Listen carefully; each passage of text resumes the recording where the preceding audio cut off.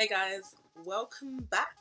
I know it's been a while, please forgive me, but God has been doing a lot through me and He's been directing me, and I've just been, listening to His calls, being obedient. It's meant that that plus a little bit of laziness has meant that I've not had the most time to be filming. However, I am back and I'm excited for all that I feel as though God is going to say, God is going to do, and yeah, it's just great. So this, the message of this video and what this is generally about is just about how we view ourselves, looks, body image, all of that stuff, and it's something that I haven't touched on. I've not really touched on looks, I've not really touched on body image or anything like that, but it was just like God was giving me a really strong push to talk about it, so I'm gonna talk about it. I think this can relate to guys also, but I'm generally just going to be talking from a female perspective and my experiences. And I just feel as though, I guess this was kind of born out of, I'm around a lot of young ladies, a lot of young females, from teenagers to people hitting the latter ends of their teenage years, entering 20s, and then people my age.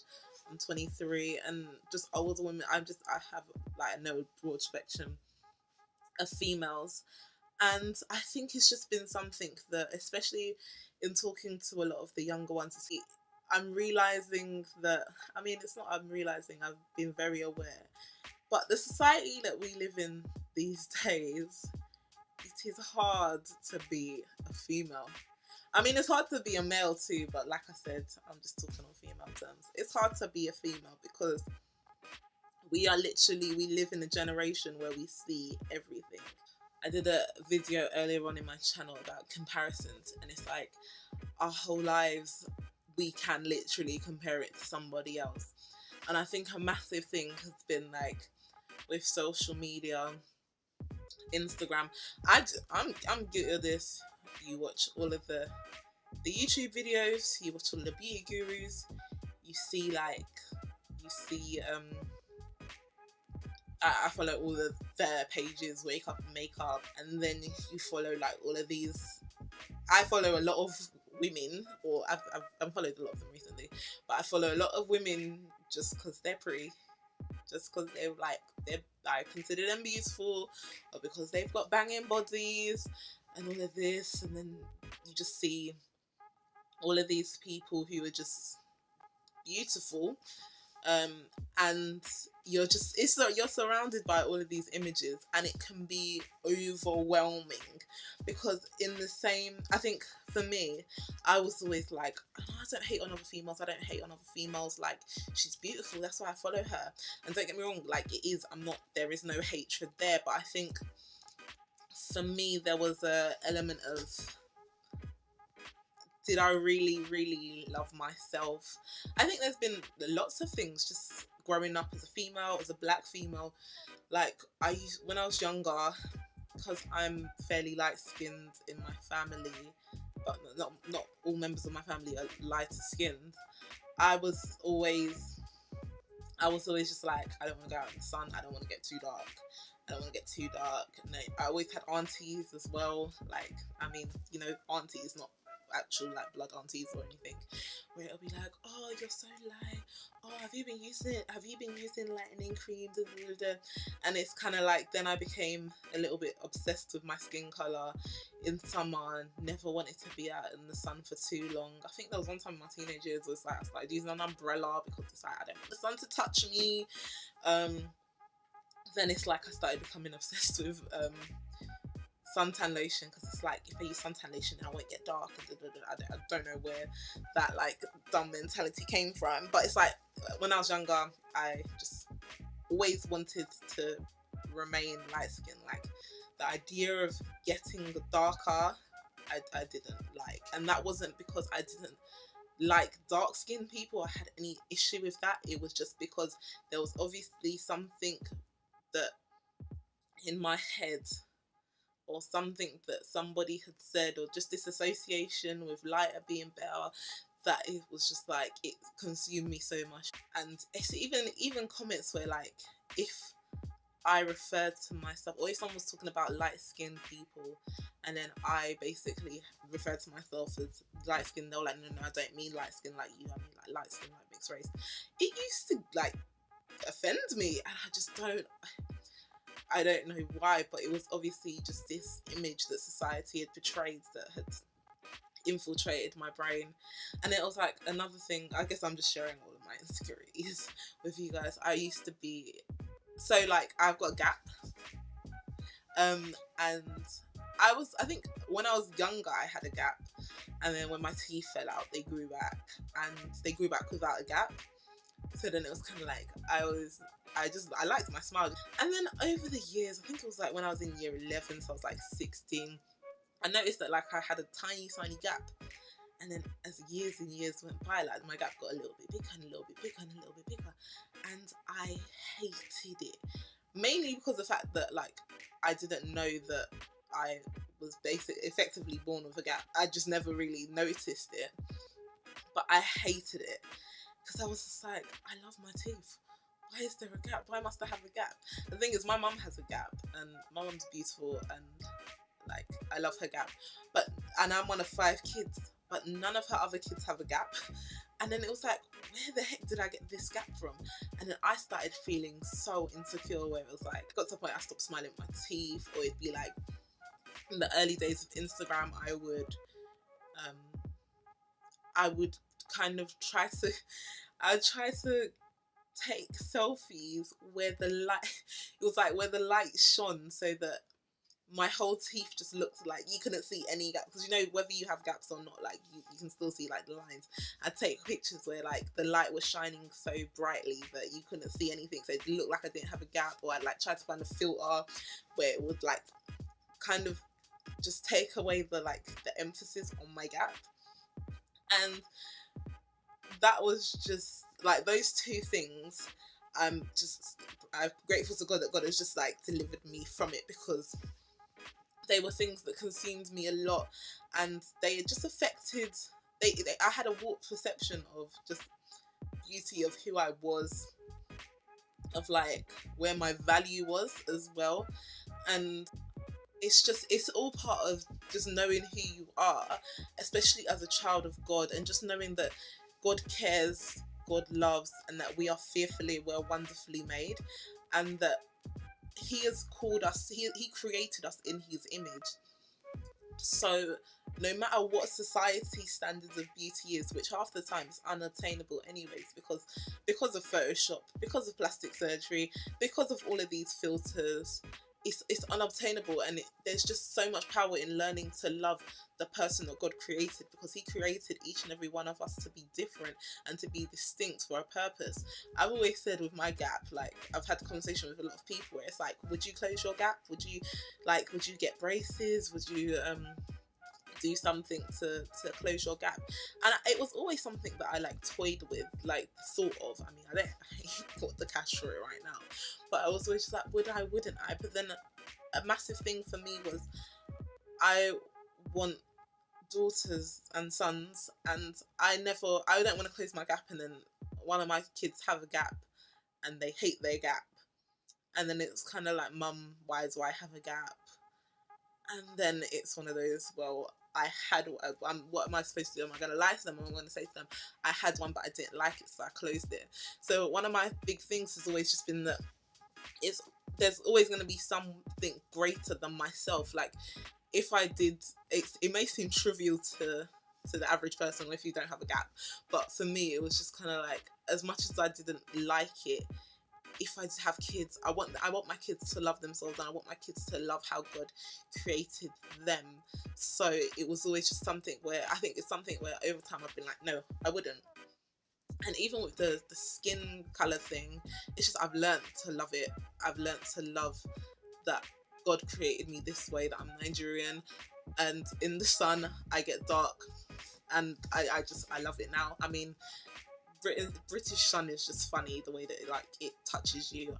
I'm not a fan of it, but when I go abroad, I just love.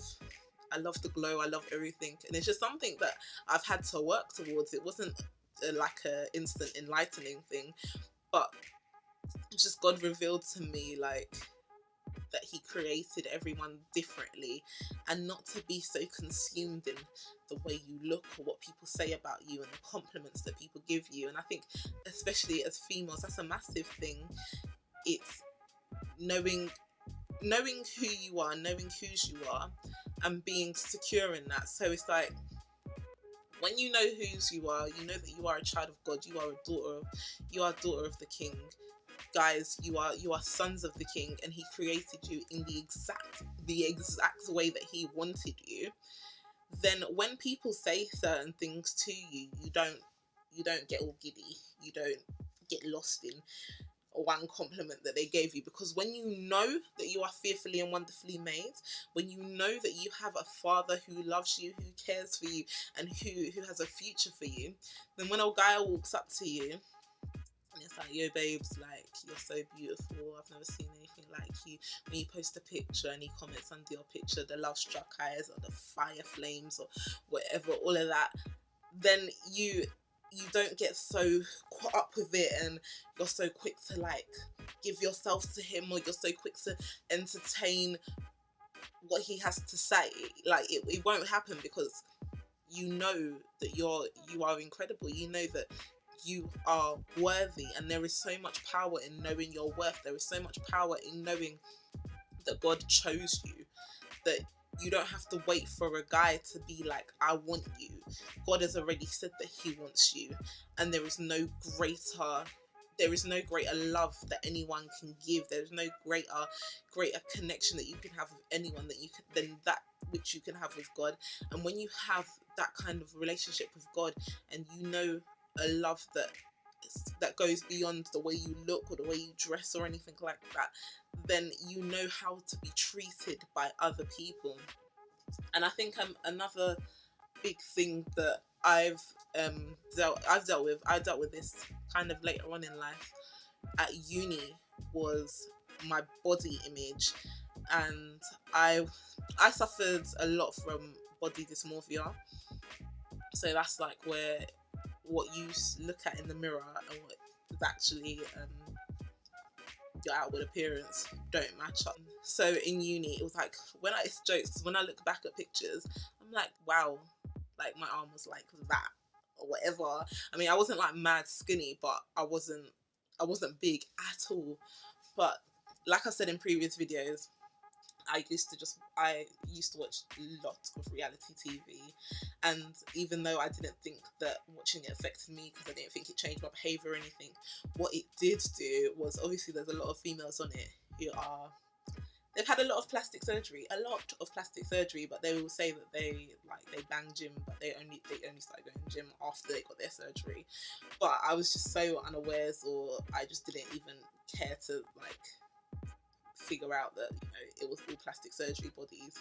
And I just saw all of these like hourglass shaped big hips, like big breasts, like tiny waists, and I was like, I want to look like that. I want to look like that. And that was like, I was so consumed by it in uni, and to the point where it was like, I was always pointing out things to my friend. I was like, I need to lose weight here, I need to lose weight here, like it's an issue, and I didn't realise how bad it was until she was like to me, Dipsy, like, you know, the way that you think you look and the way you look are not the same. And yeah, looking back, I realised it wasn't the same. And I think as well, it's kind of like there's this whole new like craze about the gym. And don't get me wrong, I go to the gym, like I love the gym, but I think for a long time I was always striving to look like the IG models, or I was always trying to get like the beach body, or I was always trying to get summer body ready. And that was quite, as much as like probably at the time I was like, yeah, no, I'm trying to get healthy, I was just trying to look the best way, so that, you know, guys would be I'd be appealing to guys. That was a massive thing, because it was kind of like all of these insta models, or I mean self-proclaimed models, real models, whatever. They'd get all of this attention, and it's kind of like, well, I want this attention too. I need to look like them to get that attention. And I mean, it was a warped way of thinking. It was distorted. It was, a lot of it was lies from the enemy. But then it was kind of like just this constant, like I was always up and down, because it was like, it wasn't a desire to be better in myself, or to live a healthier lifestyle, or to just be a more rounded individual with a good diet and a good exercise plan or anything like that. It was always just striving to look appealing. And now in hindsight, I know that was just such a destructive mindset, and that was probably why I didn't see the results that I now see or anything like that, because my goal was wrong. And I think a lot of us can, if we're not real with ourselves, that we can think that we're doing things for the right reason, but really we've got it all wrong. And it's just making sure that you know who is in control of your life, and it's God. And God doesn't need us to look a certain way. God doesn't say that, you know, you must lose X amount of pounds and that you must have this set figure for me to accept you. If God doesn't do that to us, then why should we be okay with, why should we want to be with a guy or something who that's his standard for us? Do you get what I mean? Like, our standard should be that which God sets for us, not that which society says, or that which the guy that you're feeling says. So that was a big thing that I had to learn. And another thing was makeup. I still wear makeup when I go out. I wear makeup, but I don't really wear makeup anymore. Like, I can happily go out barefaced and feel no way about it. But I struggled with like not being able to leave the house without makeup for a long time. I reckon I started wearing makeup when I was in like year 9, so like I was probably like 13. My mum used to be an Avon lady, and I'm just like mad frugal and mad savvy, so like I'd always just find ways to like link people's orders and get me free stuff. So that's like how my makeup collection started. And I started wearing makeup in year 9. It'd be like I'd do my makeup after school before school was dismissed, so that when we saw people, it wasn't even a beat face, because back then there was no YouTube videos, there was no contour, there was nothing. It was literally just foundation and like eyeliner. But it was something where I got to a point where I didn't feel comfortable people seeing me without makeup. It was like, no. Like, when I was younger, my church still go camping trip New Day, and I always used to dread New Day, because I'm like, okay, I'm there for 7 days. There are guys here, and I'm gonna have to wake up, and they're gonna see me without makeup. What? No. It was just, I can't even remember how I used to do it, but I used to wear makeup at New Day as well. I mean, these times we're camping, there were long days, but I'd always just find a way to like make sure, even just to cover, like, because I've got really dark circles under my eyes, and that has to be covered. Everything has to be covered.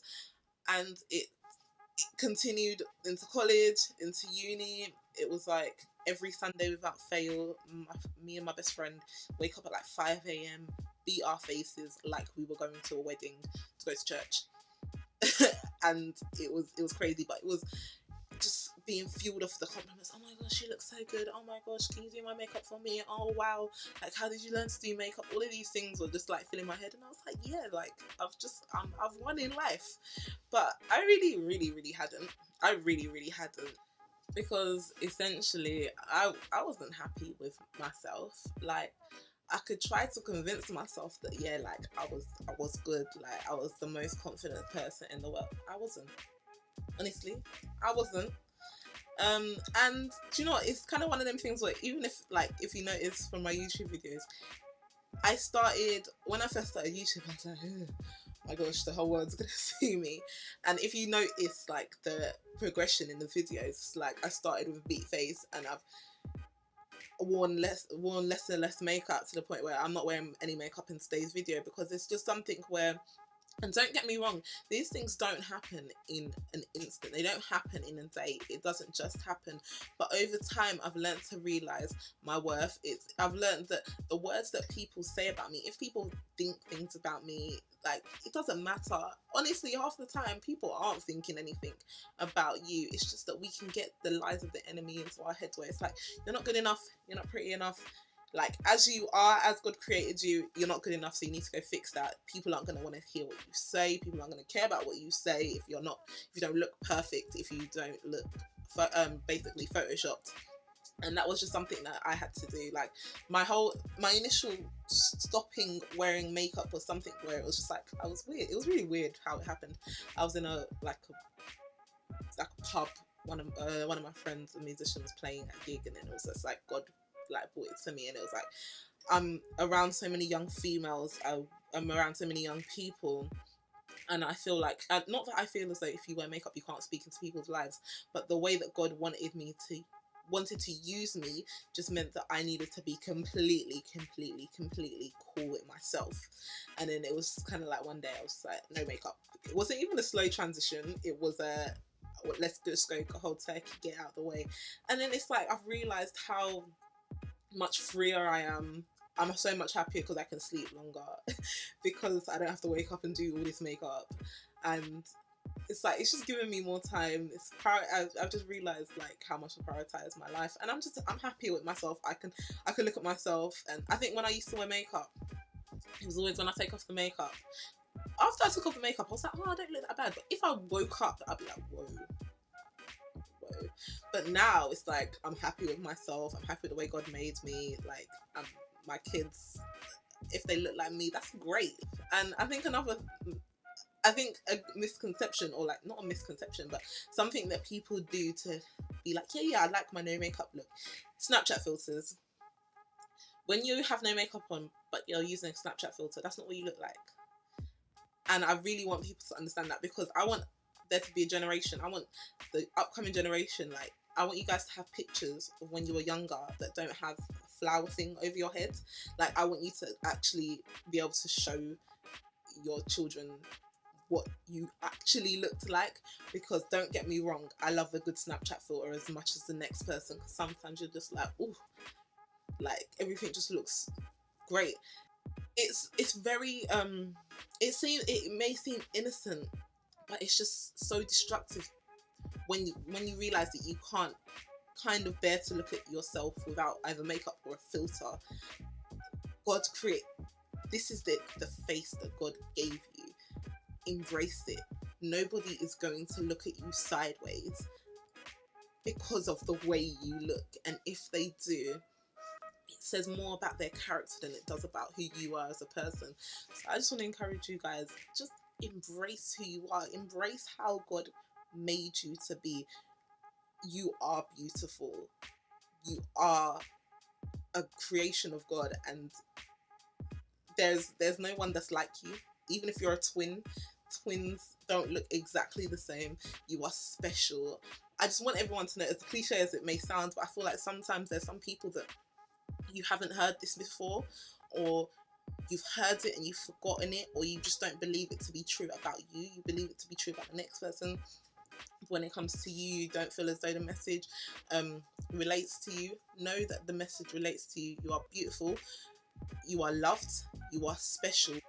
So yeah, I mean, I reckon this video has been quite different, because I've been just very open with my flaws and stuff, and it's been more of like a just conversation. I just want you to know that, like, I don't want anyone living life not loving who they are, because God loves us. God created us the way that He created us, and we don't ever need to try to fit the mold that society has created for us to fit into, because that's not how God ever intended it. He created us the way that He created us, and so long as we live healthy lives that give glory to Him, and that we really embody and we are confident in who He has created us to be, then I feel like that's where you really start to thrive. That's where you really start to know who you are and to love who you are, and it makes you it's part of the process of transforming you into the person that God is calling you to be, and to be an effective vessel. So yeah, if anybody has any thoughts, you can leave them in the comment section below. If you have any questions, again, like, you'll see the email in the description box. But it's great to be back, and I will see you guys very, very soon in my next video. Take care. Love you lots. Bye.